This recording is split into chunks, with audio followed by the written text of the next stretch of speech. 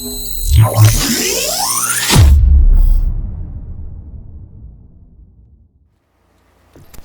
guys, it's Ethan from Zimmer Labs, and this is Telly's Yoda lightsaber. It's 89 Sabers / Korbanth Dagobah Hilt, and it is pretty awesome, I have to say. I'm pretty happy with how it came out. The hilt itself is gorgeous, nicely machined. All the details are really high quality. I have to give props to 89 Sabers and Korbanth for doing a really good job on this one. That being said, I've totally redone the finish on the whole thing almost. I turned, basically it's a one piece, basically a 1-inch silver aluminum pipe, and I turned the whole thing on my lathe on the outside to get a finish that is a little bit more like what I was shooting for and what I expect out of a Yoda lightsaber. And then I had turned the whole inside, well, I bored the inside out all the way up to about here and removed about 2 millimeters of material because I wanted to use the Shtok Custom Works chassis in this, and that Shtok Custom Works Yoda chassis is designed and intended for the Frog Apprentice hilt, which is not the same internal diameter, not the same overall design as this hilt. So in order to make it fit, I had to widen the internal diameter of this hilt. But other than that, this hilt really isn't any different from, how I received it when I ordered it from 89 Sabers / Korbanth. I want to point out a few things. First off, it's all aluminum with the exception of this cowl up top. I think this is steel. But when I say all aluminum, I mean the whole thing. Like, these grips are a black, either anodized or powder coated aluminum pieces, which are great because, it's just much better looking, better quality than plastic grips. This middle clamp here, pseudo faux clamp, is also the same thing, anodized or powder coated black aluminum. Same thing with this switch assembly, is just all aluminum pieces here. Greebles, aluminum. Blade holder, aluminum. Blade plug, aluminum. So the whole thing is just really, it's accurate. If you compare this side by side with the Bolsey Flash, it's the same size, and it looks really a lot like it. There are a few little tiny differences, but very few. Obviously the pommel is not vented on the Bolsey Flash, but they do give you both the unvented and the vented cap, so that's a nice touch. But the hilt itself was definitely something I was impressed with. Let's see. Modifications that I made to the hilt. Aside from turning the outside and boring over the inside, I did a little bit of work on the blade plug.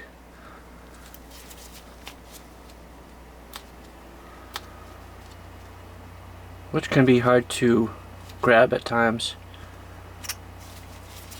But as you can see here, there's 2 pieces of aluminum, one black, one just unfinished and turned, faced right here to give it a nice circular pattern. But this piece, when you get the blade plug, is the full diameter of the emitter, so you don't get any shine through unless you modify the blade plug. So I turned this on the lathe and just added a piece of sanded blade tube to give it a circular ring around the outside so you get some shine through. As you can see,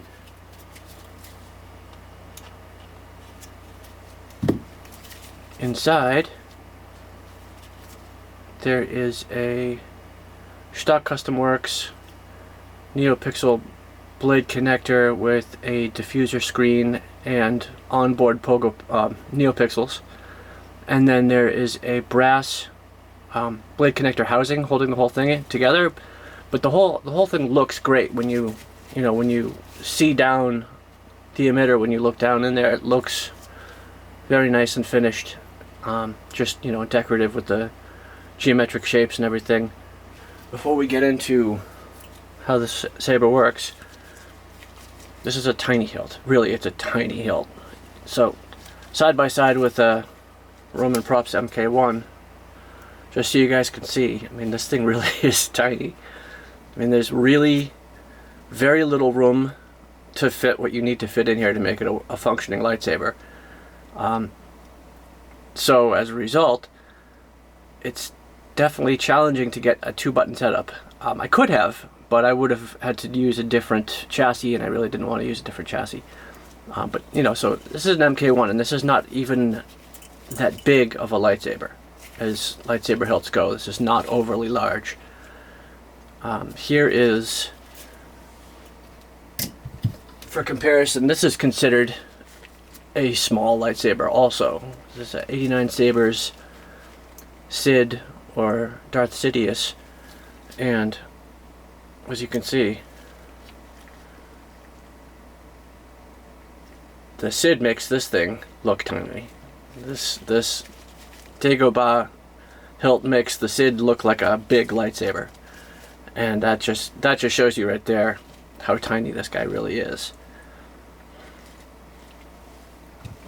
So, as a result, the chassis is tiny, and if you're gonna fit a chassis, your electronics, your wiring, your blade connectors, your battery, and your soundboard in there, and your speaker, you really don't have a whole lot of room to work with. And this thing, as you'll see when we get into it, really maximizes what little room there is. So as far as how this guy works, main kill switch is this greeble right here. You just click down. Help you again? Yes. And now it's on. Fantastic boot sounds, lots of them on this guy. So many good Yoda sounds and Yoda quotes to choose from.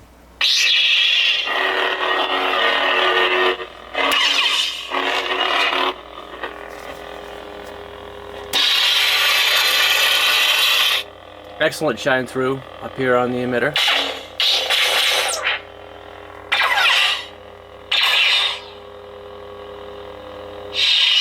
And like I said, it's set up for a 1-button prop. So this is the main button right here.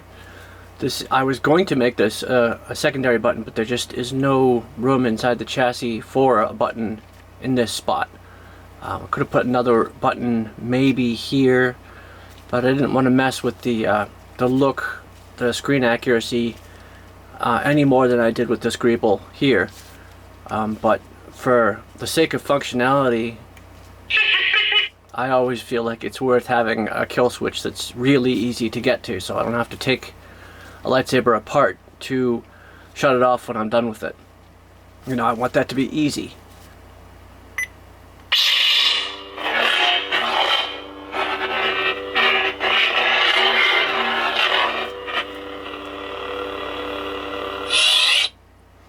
Now, as far as the blade goes, because this is such a little hilt, I wanted to do a relatively proportionate blade. So I opted for a 3/4 inch blade, just so you guys can see the difference here. This is the first blade I built for it. This is a standard 7/8 inch, which is pretty thin. And looks great on most lightsabers, but for this guy, this is a bit too big, it's a bit too heavy, and it just looks a little wrong with a blade this big in there. I'll show you what I mean. So the blade retention is right here, little tiny T6 screw, 7/8 inch blade.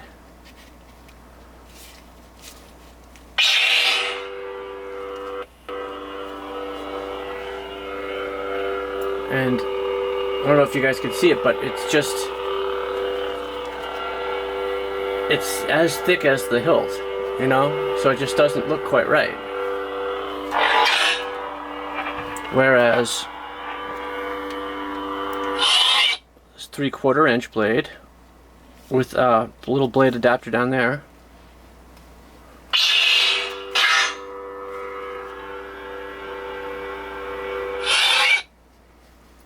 It's not so thick. And it just looks, to me, it looks proportional. And you don't expect the blade to be the same width as the actual lightsaber itself.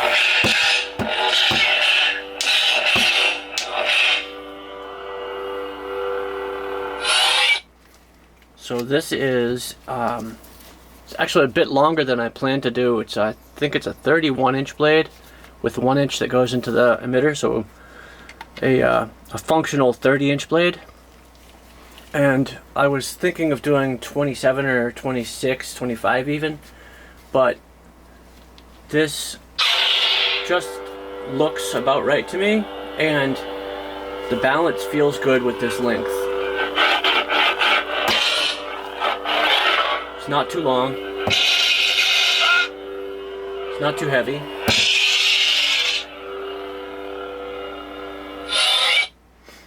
But in order to make this, I had to get some special diffusing foam that's about 3/8 of an inch wide, and I had to use the 2020 Neopixels. So that means that inside here there are 2 strips of 250 pixels, I think. Like this 7/8 inch blade has about 100 pixels per strip, 2 strips, so 200 pixels right here. Because the 2020 pixels are so closely packed, they're 150 pixels per half meter. So 300 pixels per meter. This is almost a meter. 300 pixels per meter per strip, so 2 strips, you're looking at almost 600 pixels. But since it's less than a meter, it's a little bit less. It's about 500 to 520 pixels in here, which is crazy, but looks really good. I mean, you may not be able to tell on the video, but the animation is incredibly like butter smooth.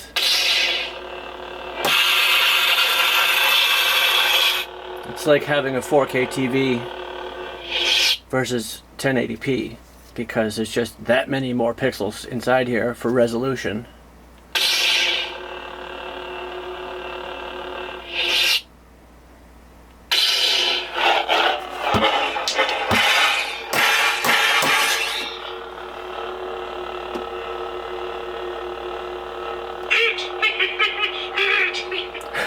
You seek Yoda.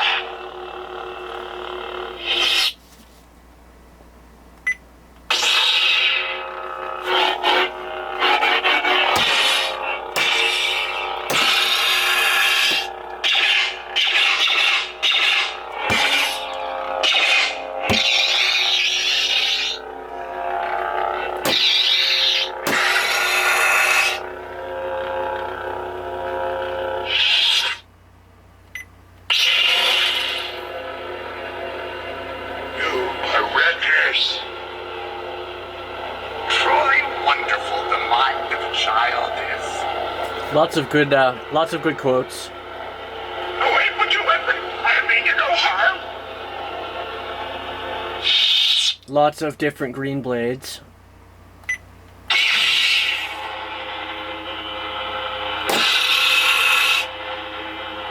Yes. I sense much fear in you.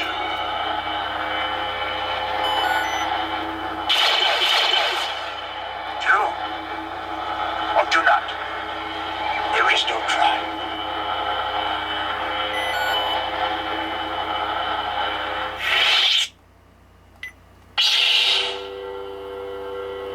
Much to learn you still have. Patience! Slimy! This lightsaber makes me laugh.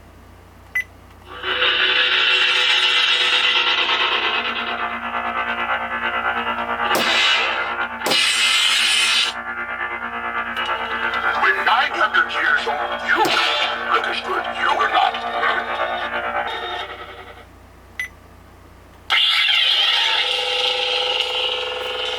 This is a green fire blade, and this was interesting because when I initially programmed the saber, because it has so many pixels, the fire effect looked like it was stuck in molasses or going backwards in time. So I had to turn the speed up to 5. So anybody who is using the 2020 pixel strips to make a blade, if your fire blades are not working right, turn the speed up to 4, at least 4, if not 5 or 6. This is set on 5, and that gives you the correct speed of the flame. Because otherwise, it just, like, the flame just creeps up the blade. Size matters not. Size matters not. You must feel the force around you.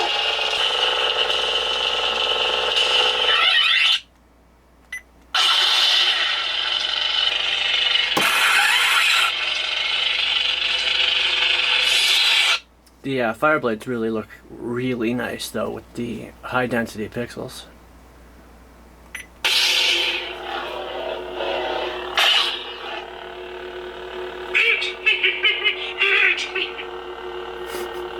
You seek Yoda.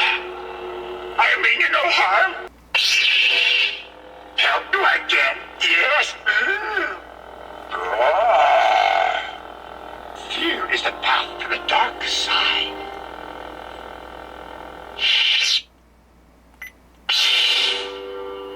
Patience. Much to learn. You still have. Slimy. You seek Yoda. I mean you no harm. My ally is the Force, and a powerful ally it is. Why are you here? Away with your weapon. I mean you no harm. So that's the blade array, and that's the quotes.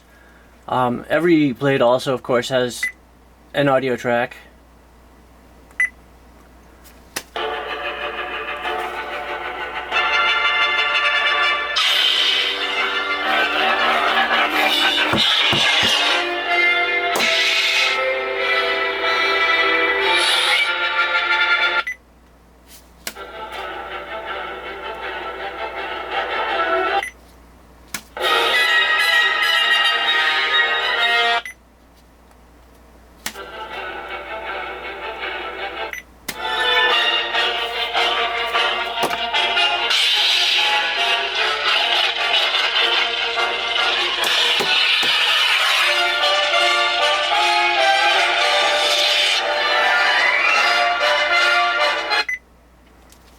And now, one of the things that I am most happy with is the audio. With a little tiny hilt like this, a little tiny lightsaber like this, you really don't expect much from the audio, because you're going to get a tiny speaker and there's no room for resonance. But with this, I actually managed to get some extra resonance room and some really good sound. Hopefully you guys can get some idea.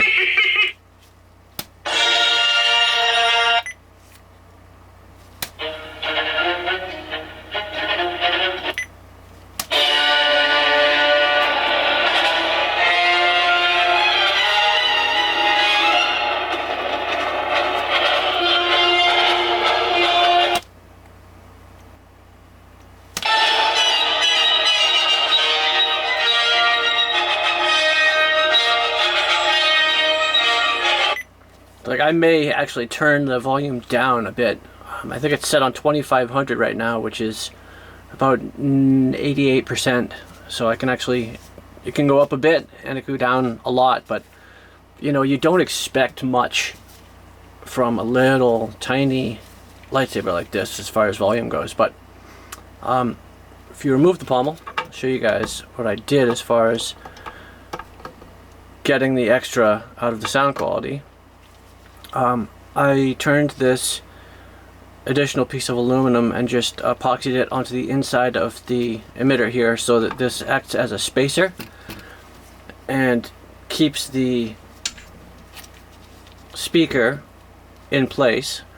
So the speaker connects to the chassis with this little PCB and 2 pogo pin connection system here.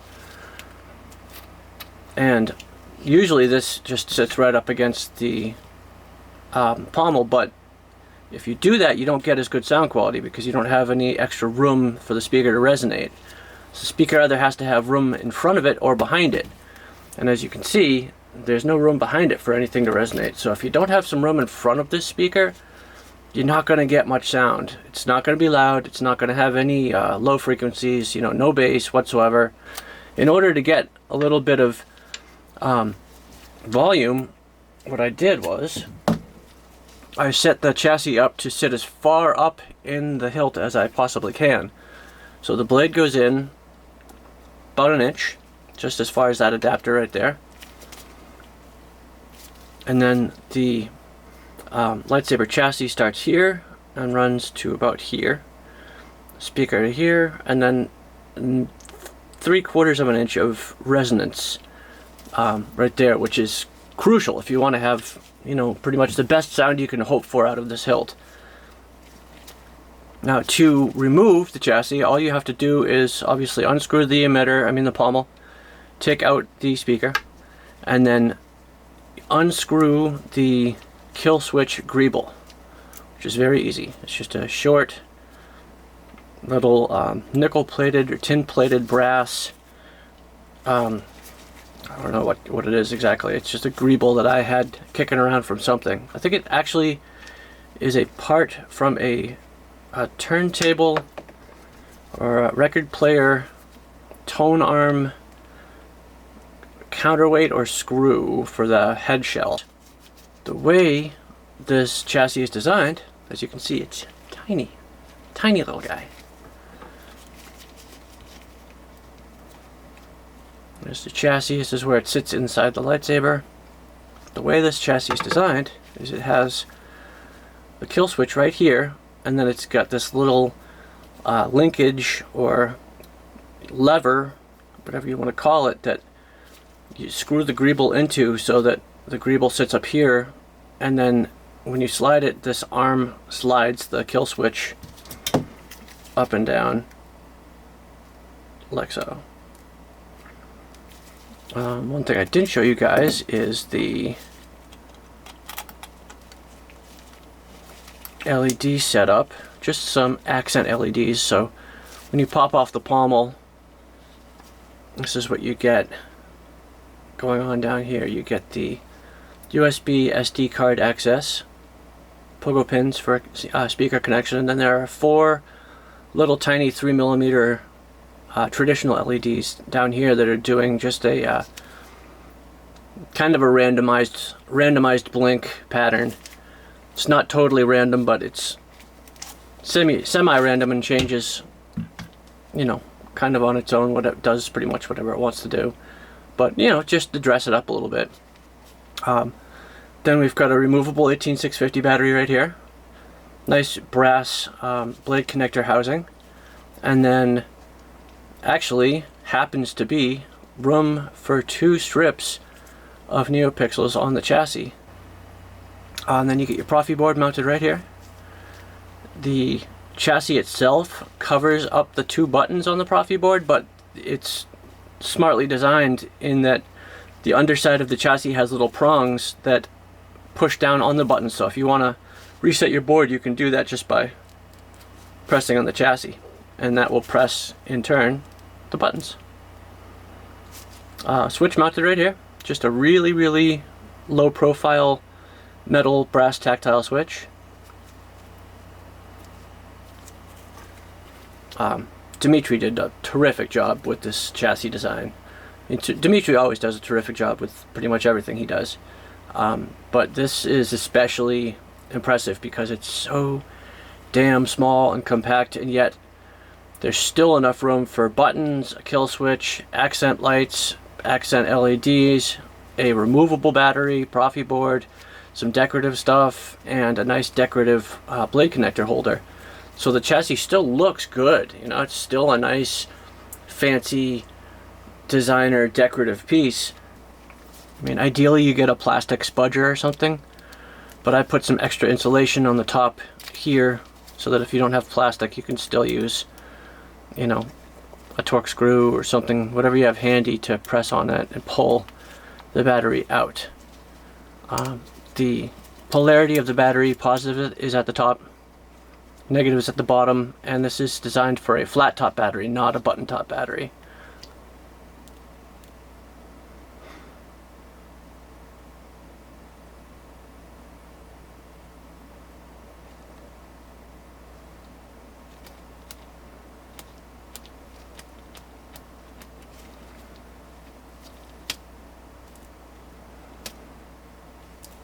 Provided, Telly, you are happy with it, it's all set and I can send it on in the mail to you as early as tomorrow. One other thing I guess to show you real quick is how to set it up. The only hard part about this is orientation, so you want to make sure that the button is lined up with the plunger. So just when you put it in, you know, make sure it's lined up right in the middle of this grip, and then just push it all the way up, and push it all the way up, and push it all the way up again until it won't go. And then check the top and just make sure that the blade connector is sitting up flush with the underside of this emitter, the black emitter section here. It should be touching right there. And then if you do that, you can then look through this little cutout and you'll see the kill switch arm is lined up with that hole, which will allow you to screw in the switch arm actuator greeble. So you screw that guy in, press the chassis all the way in, and then just slide the speaker in. Speaker slides nice and easy because of this aluminum housing, and then screw the pommel in. The pommel will press the speaker into the connector, and you do have to be careful when you're screwing the pommel on because, as you can see, these threads are really tiny and delicate, so you don't want to cross thread and jam this pommel on because you'll destroy the threads the first time you do that. And it should tighten up nice and easy. And once you get it threaded correctly, you can screw it on pretty tight, and that's fine. Not going to damage the thread screwing it on. But if you cross thread it and you screw it on, it's going to eat those threads up instantly and they're going to be junk. Because it's just such finely threaded parts. Before I ship this out, I will put a little bit of white lithium grease on those threads just to ensure that they are as protected and unlikely to cross thread as possible, but you just have to be careful.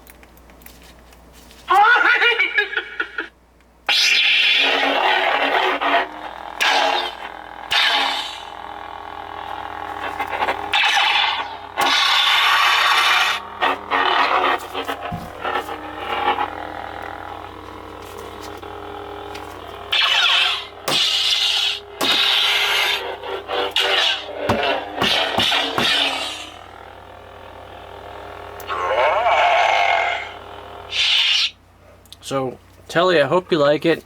This was a ton of fun to build, but the final outcome is that it's a beautiful lightsaber. It's totally accurate. It's tiny, and yet it looks awesome. It's nice and bright. It's nice and loud.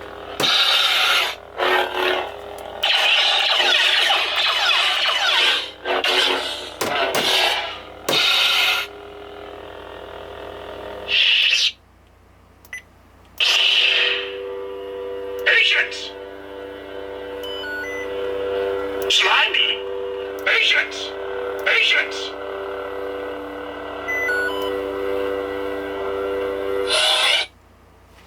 So thank you guys as always for watching. Stay tuned. Coming up next is going to be this beautiful Graflex right here. This is a Goth 3 Designs Grandmaster. It is a work in progress. It's almost done, to be honest, but definitely not done yet. It's almost done. But this is going to be, I think, the next video. Or, actually no, it's not going to be the next video. The next video is going to be a Titan class Graflex, and then that, and then it's going to be MK1 time. Because I've got a whole bunch of MK1s that need to be built and videos. So stay tuned for those, and thanks again, guys.